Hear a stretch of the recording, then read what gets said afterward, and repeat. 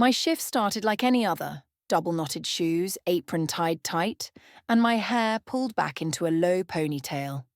It was a slow Wednesday night at Rosie's Diner, the kind of night when tips barely cover bus fare. I was refilling the sugar containers when I noticed him. A man in a dark hoodie sat alone at table 9, head in his hands. His shoulders trembled slightly like he was trying to hold back tears. It wasn't the kind of thing you see every day, especially not here. I glanced around. None of the other servers seemed to notice. Or maybe they just didn't care. Grabbing 2 glasses of water, I walked over, my heart pounding a little harder than usual. "Hey," I said softly, setting the glass on the table. "Are you okay?" He flinched like I'd startled him. Slowly, he lowered his hands. And that's when I noticed. The red, swollen eyes, the unshaven jaw, the dark circles like he hadn't slept in days. I'm sorry," he whispered, voice cracking. "I just needed a place to sit." "I'll go." I shook my head and slid into the seat across from him without asking. "You don't have to go. Sometimes, sitting is all you need." He stared at me like no one had ever said that before. For the next 30 minutes, I listened while he spoke in broken sentences, about losing someone close, about feeling like everything he built was slipping away. He never gave me a name, never said who he lost, just spoke like a man who had run out of reasons to hold himself together. I didn't press. I didn't ask for details. I just listened. By the time he left, he whispered, "Thank you. More than you know." He left $100 bill on the table. No name, no receipt. Just the money and a whisper. I thought that was the end of it. But I was so wrong. Because the next morning, the staff was called in early for an emergency announcement. And when the new owner walked in, all eyes turned to me. It was him, the crying stranger from table 9. The room went silent. You could hear the coffee dripping behind the counter. I stood there gripping my apron, heart pounding in my chest as the man from last night looked around the diner. His hair was combed this time, his posture straighter, and he wore a tailored grey suit. Gone was the broken man from table 9. This man carried power. The manager, Carl, cleared his throat nervously. "Everyone, this is Mr. Dean Morgan, the new owner of Rosie's Diner." Dean. I finally had a name. My throat went dry. Dean smiled faintly. His eyes locked on me for just a second, long enough to make my breath hitch before he addressed everyone. "I know this comes as a surprise," he began, "but I've recently acquired this property, and after visiting last night, I realized it needs more than just new paint." Carl, always the suck-up, stepped forward. "We're ready for whatever changes you have in mind, sir." Dean's jaw tightened. "I'm sure you are," he replied coldly. He paused, scanning the staff again. His gaze settled back on me. "But first," he added, "I'd like to speak to her. Alone." Every head turned toward me. My stomach flipped. Carl shot me a glare but plastered on a fake grin. "Of course, sir. This way to my office." Dean shook his head. "We'll sit at table 9. Table 9. The same place he sat crying just last night.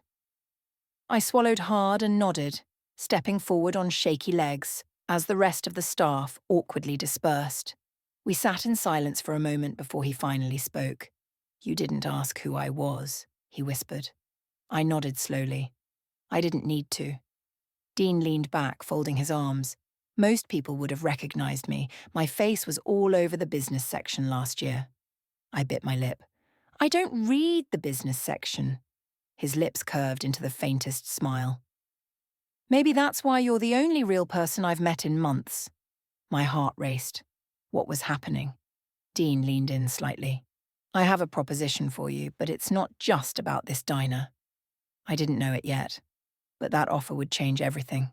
Dean slid a small envelope across the table. My hands trembled as I picked it up and peeked inside. It wasn't money. It was a letterhead from Morgan Enterprises, his company. A job offer. I looked up, confused. "What is this?" Dean sat back, watching me carefully. "I need someone who knows people, Someone who isn't afraid to speak the truth, someone real. I blinked. You don't even know me. His jaw clenched. You're wrong.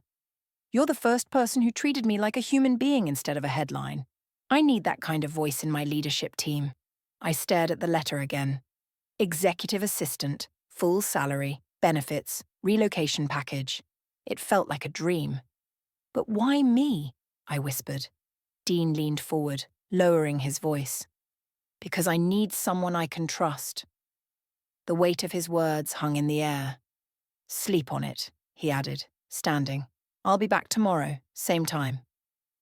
He walked out before I could ask anything else. I sat there stunned, clutching the letter like it might dissolve in my hands. The staff buzzed around me all morning. Carl looked like he was about to explode with jealousy, but I couldn't care less. My mind was spinning. That night, I told my sister, Emily, everything. She leaned back in her chair, wide-eyed. Are you seriously thinking about it? She asked. I don't know, I admitted. But deep down, I did know. I wanted more. I wanted change.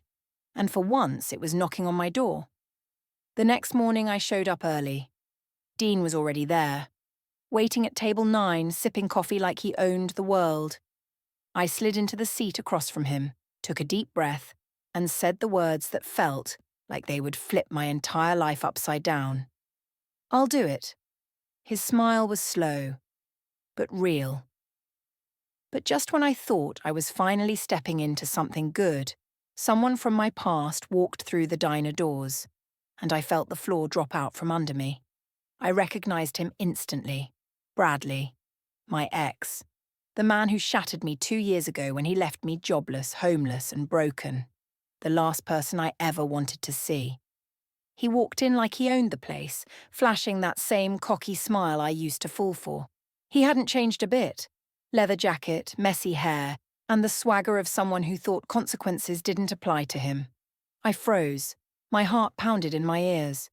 Dean noticed my face drain of colour. "Who is that?" he asked, lowering his coffee cup. I swallowed hard. "Trouble." Bradley sauntered over, grinning when he saw me. Well, if it isn't the little waitress who used to beg me for rent money. Dean stood up slowly, towering over him. "Is there a problem here?" Bradley scoffed, looking Dean up and down like he didn't know who he was dealing with. "Who's the suit?" Dean's eyes darkened. "The owner." Bradley's smile faltered, but only for a second. He leaned closer to me. "I heard you were moving up in the world. Thought I'd stop by. Congratulate you." I gritted my teeth. "You don't get to show up like this." Dean's hand rested lightly on my shoulder. "Do you want him to leave?" Bradley leaned on the table. "Relax. I'm not here to start trouble." I stood, my voice shaking. "Then leave. You're not welcome here." But instead of leaving, Bradley pulled something from his pocket, a folded piece of paper. He slid it across the table. "Not here to cause trouble," he smirked. "Just came to give you this." I unfolded it with trembling hands. My breath caught. It was an eviction notice, my name, my apartment address. And at the bottom, Bradley's signature. He owned the building. My knees nearly buckled. I couldn't believe what I was holding. An official eviction notice, signed by Bradley James, the man who once left me in pieces. How is this even legal?" I stammered, gripping the paper. Bradley leaned back, satisfied with my shock. "Legal enough. I bought the building last month." "Guess I forgot to mention that, huh?" Dean stepped in, voice like ice. "What do you want?" Bradley turned to Dean, clearly enjoying every second. "Oh, it's not about what I want. It's about what she owes." I snapped out of my daze, slamming the paper on the table. "I owe you nothing." Bradley leaned in close, lowering his voice so only I could hear. "Funny, because if you don't pay what you owe, you'll be out on the street in 30 days. I felt like I couldn't breathe. Dean's hand curled into a fist. "How much?" Bradley's smile grew wider. 5,000. Back rent, late fees, my personal headache fee. You know how it works." I could barely speak. I didn't have 500, let alone 5,000. Dean's jaw twitched. "You'll get it." I turned to him, panicked. "No, Dean, I can't let you." He held up a hand, silencing me. His dark eyes stayed locked on Bradley. "You'll get your money, but after that, you disappear. You don't come near her again. Ever." Bradley shrugged like he had already won. 30 days.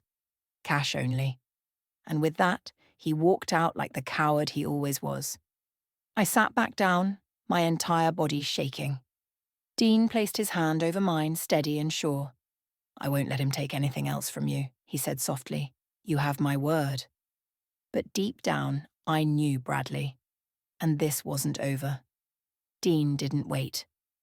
The next morning, he arranged a meeting with his corporate legal team. We sat in a glass-walled conference room, city views stretching behind us like a postcard. I felt completely out of place, just a waitress in second-hand shoes. Dean leaned toward me before the meeting started. "You're not here because you owe me anything," he whispered. "You're here because you deserve to fight back." His words gave me courage I didn't know I had. The lawyer, Vanessa, walked in moments later, tablet in hand. "We've reviewed the eviction notice. Technically, it's enforceable, but there are gaps." I leaned forward. "Gaps?" She nodded. "Bradley filed under his holding company, which has a sketchy record. If we can prove bad faith, harassment, or conflict of interest, we can fight this." Dean glanced at me. "Are you willing to go public with your story?" My throat tightened. All I ever wanted was to move on. But this wasn't just about me anymore, it was about standing up. I nodded. "Yes." Vanessa smiled. "Good. Because we've already filed for an emergency hearing. You have a chance, but you'll have to face him in court." My heart raced. 2 weeks later, I stood on the cold tile floor of a courtroom, Bradley sitting just 20 feet away, smirking like he already owned the verdict.